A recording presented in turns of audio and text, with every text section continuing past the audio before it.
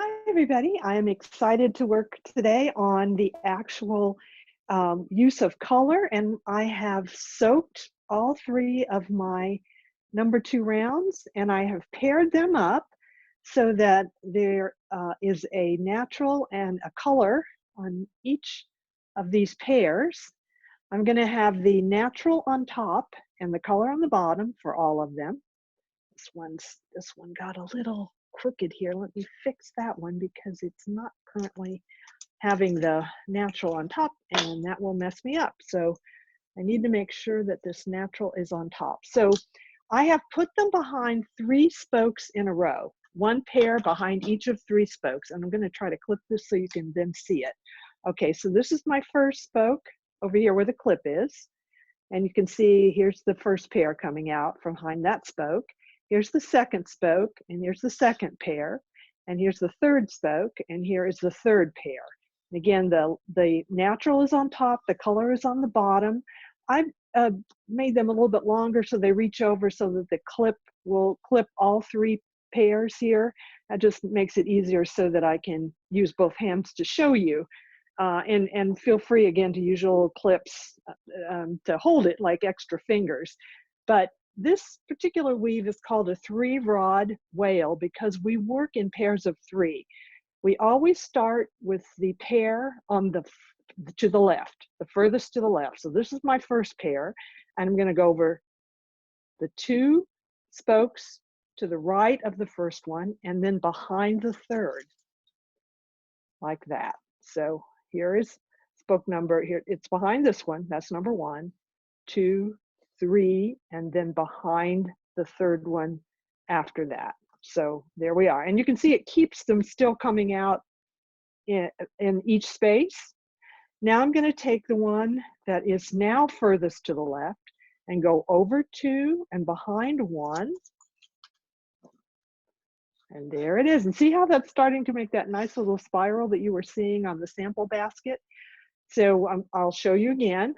We always work from the one with the one furthest to the left, go over the next 2, 1, 2, and behind the third. And you know you're right if you still are marching along with each of these coming out in 3 adjacent spaces. 1, 2, 3. All right, one more time. I'm going to go start from the left, go over 2 and behind 1 and come back out. Now see how I'm making that spiral along here? It's really a beautiful weave. Start from the left, go over 2 and 2, and I see I made a mistake here. So let me show you what I did wrong. There was a space in the middle here that was not where one came out. So the previous one I have to move back, so that was a good mistake to make so you can see what happens. So again, I'm going to go over 2, behind 1 and out, and it should be, I'm trying to keep my natural on top.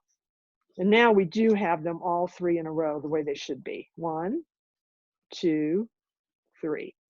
So I'm going to do that all the way around until I get back to this clip, but I am not going to pass it. So I'm going to pause now, and when I get here, I will show you how to end this. We only do 1 row of this, and I will show you how to end it so that it looks nice and even, and it looks like you won't be able to tell where you started and stopped.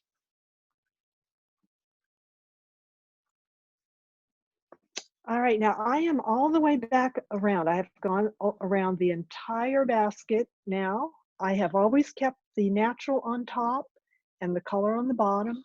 You will see that it has this nice spiral all the way around, which is what we want. And now we're back to the space below where behind where we started. And this may seem a little odd the way what we do next, but this is to keep the pattern perfect, so that you can't tell where it starts and stops. So I'm going to need to take my clothespin off to do this to show you. When we are here at the beginning spoke, instead of starting from the left, we now are going to go from the right, the one closest to the starting spoke, go over 2, behind 1, and actually we're going to just cut it off right there. That will hide it. Cut it off so that it's still behind the spoke. Here, if I can get around here. I want to cut it off so it's not shorter than the spoke. I want it to be behind the spoke, but not too short. And that's that one. And then we're going to take the next one and do the same thing. Go over two and tuck it behind the spoke, but don't bring it back out, and just cut it off behind that spoke. And now we're going to do number three, and you can save these pieces because they may come in handy later on if you need extra.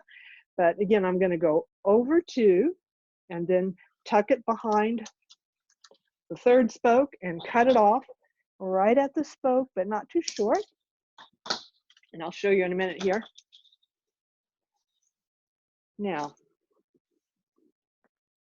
you can kind of see it sticking up a bit here because I just cut it off. But what we're going to do next will really hide it. I'm just pushing it down so maybe it doesn't show as much. And I'm going to clip it right here.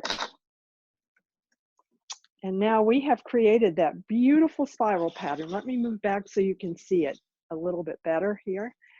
And I'll hold it up maybe so it's a little bit easier to see. Natural on top, color on the bottom, all the way around. Natural on top, color on the bottom. And that is your 3-rod wale. Okay, over two, behind one, and back out until the very end.